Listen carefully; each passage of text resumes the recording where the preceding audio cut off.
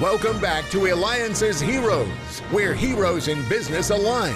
To be part of our super community and find out more about Eliances, visit www.Eliances.com.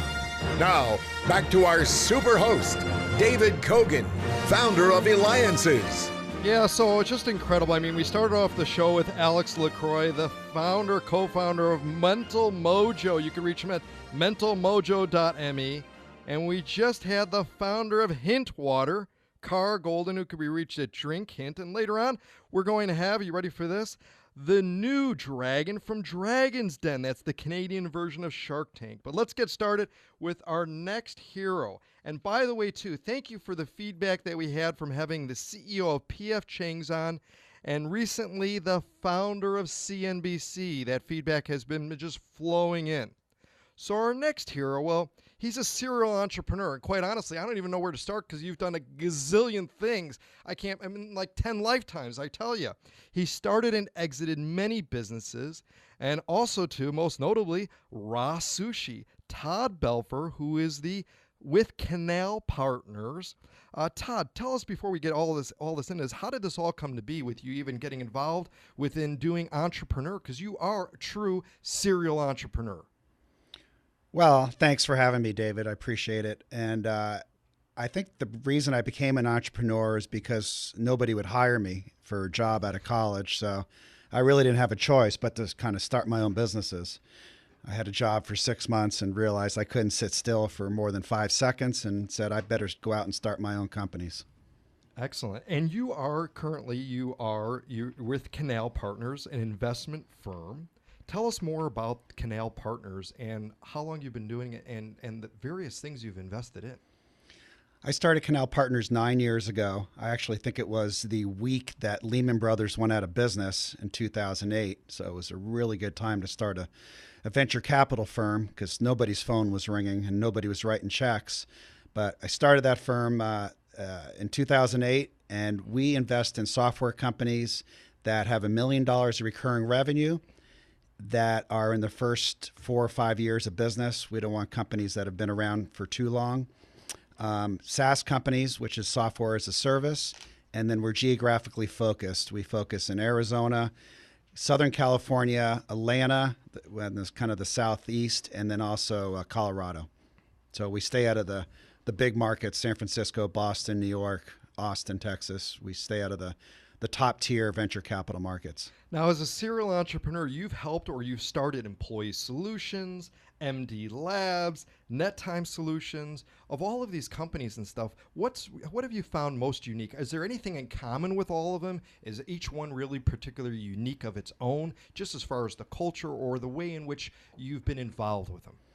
All the companies are different as far as what they do, but what all those companies have in common, I think, is that when the momentum in the business shifted, it was when we started having fun, we started to have the right chemistry. It's almost like when you go to Vegas and you lose playing blackjack 90% of the time, but that 10% of the time where you make a lot of money playing blackjack, you just find your niche, you find your momentum.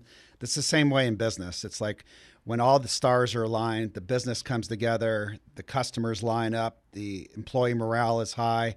When everyone's having fun and everyone's excited to be there, magic happens. Todd, how do you know, though? I mean, you must get pitched a gazillion times with everyone who's got everything from anything. How do you know, though, really which one to hone in, to laser focus on that you think's going to be the big hit? Part of it, you got to be lucky. We look at about 100 companies a month, and we fund 2 to 3 a year. So very low percentages of the ones that we see. That book, Blink, that famous book called Blink, it's a little bit like that, where in the first 10 minutes, I kind of know if we're going to have a second meeting from that founder, that CEO and founder. I know within 10 minutes if this is somebody that I can back and become partners with. You're listening to Eliances Heroes with me, David Kogan. Be a hero, the only place where entrepreneurs align. Eliances.com. That's ELIANCES.com. And we're talking with the managing partner of Canal Partners, Todd Belfer, who could be reached at canalpartners.com. Eliances.com. How do you know, what's the secret to knowing, though, when to exit a business? Because you've recently exited a business here in Arizona, a very well-known business, who we had the founder on our show also. But how do you know at what point to say, okay, and sell out and move on? Well, in a bull market and in a very frothy market like we're in now, it's very easy to not want to exit a business. But when you're in a bear market and liquidity is tight and people are really struggling, it's very, very hard to exit a business. So I think you can't remember. It's like Warren Buffett's old saying, be very, very fearful when people are greedy and be very greedy when people are fearful. And I think right now people are greedy, and it's time that you sell the business when the CEO tells you it's time, when the board of directors says this is a very good exit and a very good plan for the employees to transition. And we've had 3 of those opportunities this year to exit, and we made money in all 3 of those companies. The employees all had an opportunity to grow with the acquiring company, and it's just the time. There's not always times when you can sell the business even if you want to. So the time to sell is when there is a lot of liquidity, the business is growing, all the KPIs are going in the right direction, all the graphs are hockey sticking.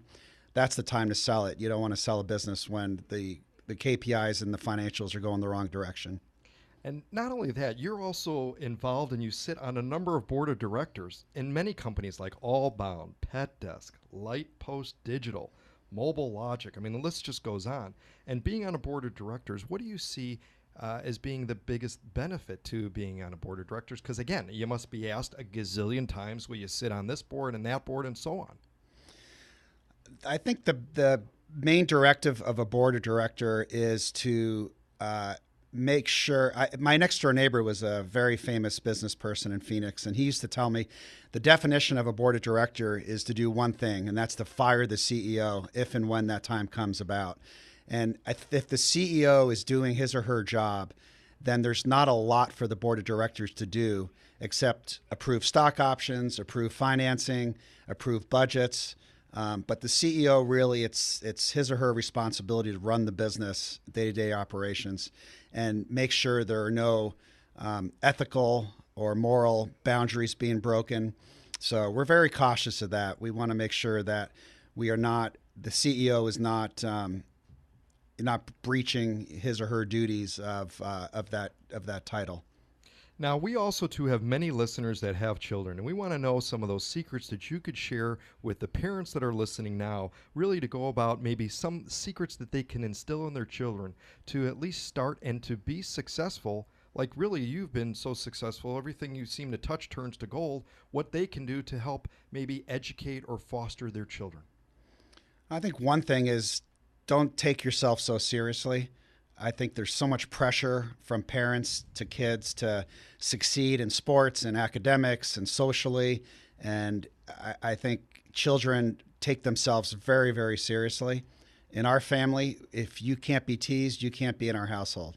So we dish it out, but we also take it and we have a lot of fun. We don't take ourselves seriously. And I think with technology, it's important that kids learn how to socialize and interact and look people in the eye and be able to have a conversation with children of their own age and also as adults. So it's important also to instill beliefs and rituals, whether it's chores, taking out the trash, feeding the dogs, but it's important to have rituals in the family to get them in the habit of having responsibilities to make themselves feel better about themselves. A lot of it's confidence. You hear that? It's all about rituals. Well, I got to tell you, Todd, you create companies from nothing. You mentor others so they can be successful like you. Todd Belfer, Canal Partners, you're a hero. You can go to canalpartners.com. And again, this is David Kogan with Eliances. And when we return, the new dragon from Dragon's Den, Canadian version of Shark Tank.